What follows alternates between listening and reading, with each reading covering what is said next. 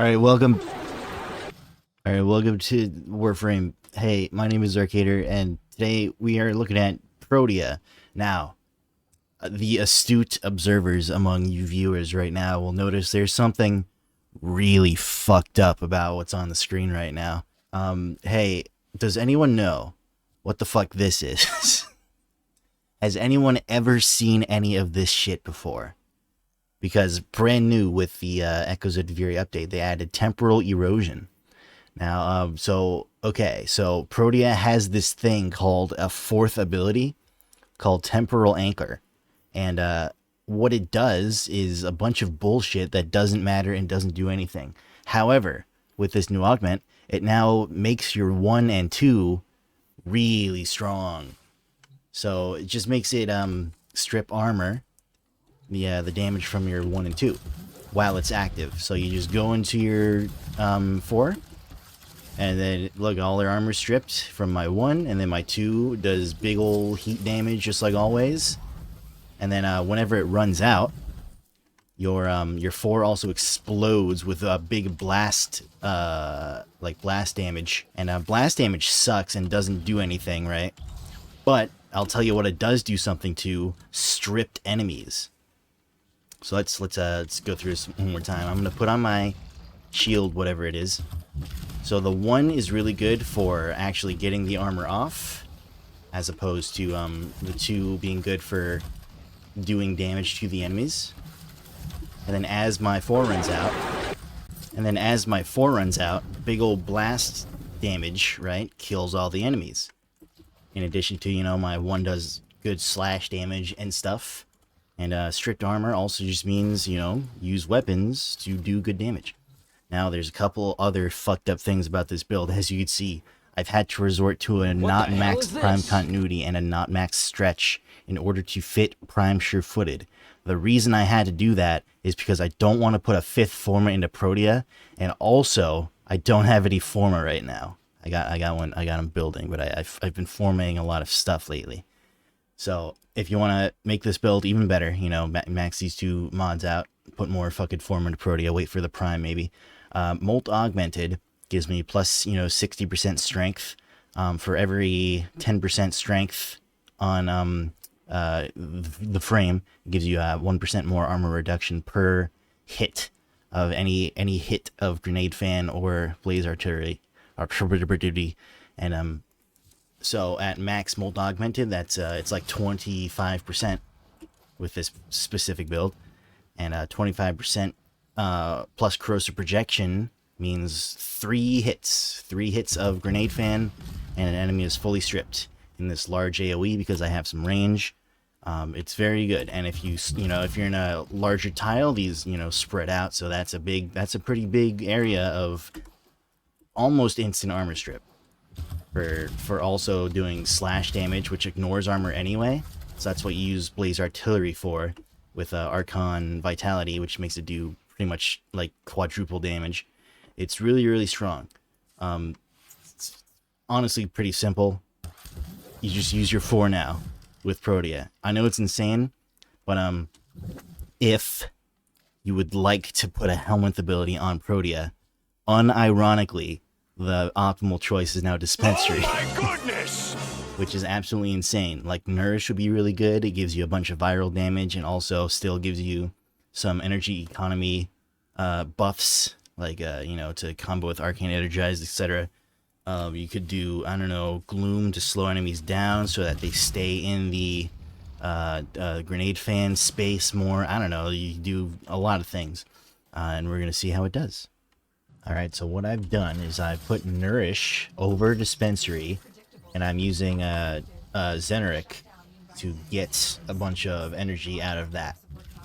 So, to keep everything sustainable, we're going to go into our 4, so that spamming our 1 and 2 don't cost as much energy.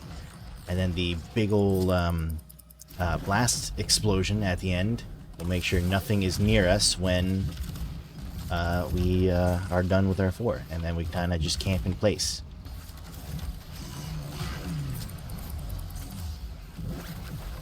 Like so. And this is working out. Just stay in your 4 at all times, pretty much. Make sure everything is casted, and you know, I have plenty of energy, at least, to keep casting things. Want to get this Itan. Sorry, I'll be with you guys in a second. Yeah, usually this starting hallway in Tavoni is kind of the ultimate place to be for like a while, at least like the first few minutes while you get set up like this. And also, when your 4 ends, it doesn't get rid of your 1 and 2. Like, no other abilities turn off just because your 4 ended. So just because they're not stripping armor anymore doesn't mean they're not doing anything. Because like your 2 still does a lot of damage, and your 1 still CCs enemies, keeps them from getting too near you. And like I said, I have I'm using Zenric, and then I have the whatever the operator arcane is that heals your Warframe during void mode. Just because you are going to be taking damage, right? Unless you get like Rolling Guard or Adaptation on this build, but it's also it's already very tight. It's a very tight build in terms of having enough efficiency and everything, and keeping the energy economy going with or without dispensary. And this is why I kind of don't like to use Protea. I mean, I should be using her her 1 the shield, whatever it is. But even so, like slash procs just kind of eat through you. You don't have any slash immunity.